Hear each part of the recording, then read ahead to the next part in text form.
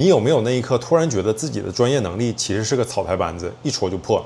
今天这个视频教你一个顶级心态，打造稳定内核。另外，我和妲己的视频是给咱碰到的问题支个招，所以碰到啥事儿评论区留言哈，我们之后视频挑高赞的问题回答。Next one is, what should I do if my domain knowledge is too shallow and people realize I'm just bluffing? Well, you are the non-technical colleague in the previous question. Yeah.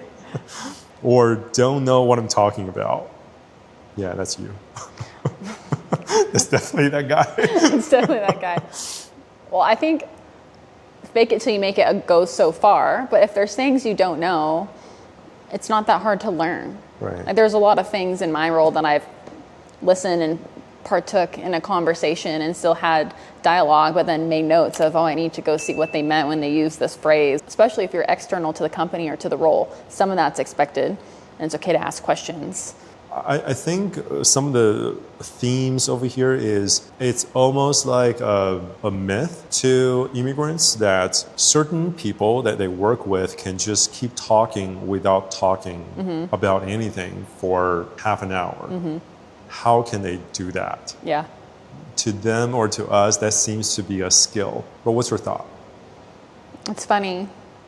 I agree with that assumption. It's funny because those are behaviors that myself and others, I think, find frustrating.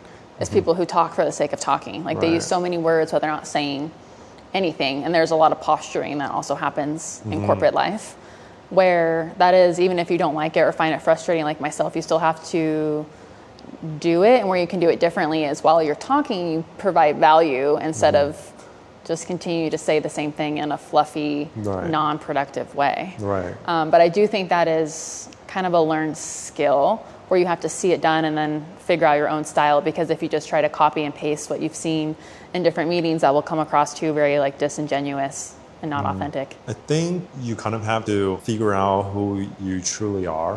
If you're an end problem solver, I think that is very frustrating. But in the meantime, not everyone on this planet are the terminal problem solvers. We're all like a middleman to some extent, particularly in corporate America.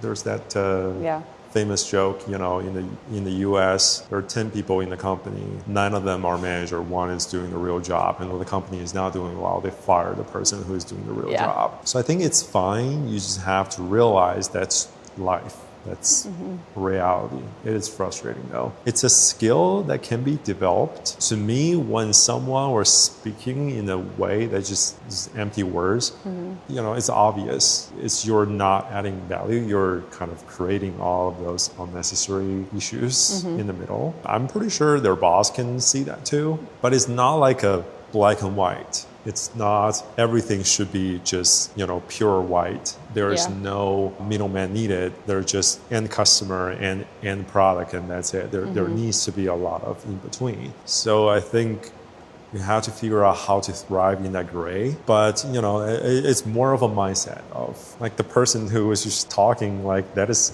Well, if you don't want people to know you're bluffing, don't do that. Don't talk for the sake of talking, because then you will allow people to poke holes and expose what doesn't make sense. Right, yeah, exactly. So ultimately, it's your choice. Who do you want to be? I think certain skill is needed, but don't turn into that person. That's a reputation you don't want to carry. Well, and I think it's better to get the feedback of, we want to hear more from you. You should speak up more in meetings if your manager tells you that, versus the opposite of, hey, you're talking too much and you're not saying a lot. So like we need you to bring some more concise thoughts. So it's better to be told to talk more, I think, if you're uncomfortable or still learning how to like present yourself in that way. Yeah. I think a lot of people fall into the spectrum of not saying anything at all, and like from my perspective as well, at one point almost admire people who can just talk for the sake of talking, because I'm on the opposite side. I think eventually I found somewhere in between. I don't know where